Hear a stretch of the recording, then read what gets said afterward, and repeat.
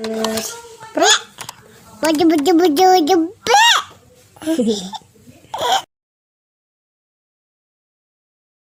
Assalamualaikum warahmatullahi wabarakatuh. Dengan saya Martin Maulia, pimpinan dari Sanggar Rifki Albani, satuan alat musik tradisional Betawi dan digunakan sekarang oleh para pemain ondel-ondel. beberapa oknum para pengemis ondel-ondel. Saya biasakan menyebut itu pengemis karena mereka tidak ada membawa unsur pelestarian si ondel-ondel, di mana alat musik yang mereka gunakan adalah media rekaman. Dan ondel-ondel yang mereka gunakan juga tidak sesuai dengan Perda DKI yang ada sudah ditetapkan oleh Ingup 45 tahun 2020. Lagi Perda nomor 4 tahun 2015 serta kesesuaian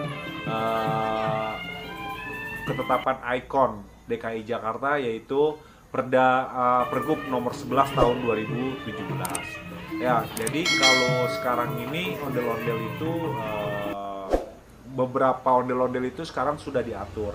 Boleh dibawa ngarak asalkan satu menggunakan alat musik lengkap, ondel-ondel berpasangan. Terus juga nggak boleh keluar wilayah. Misalkan domisili sanggarnya ada di Jakarta Barat, maka mereka harus ada di Jakarta Barat. Jadi peraturan itu sudah berlaku di 2020.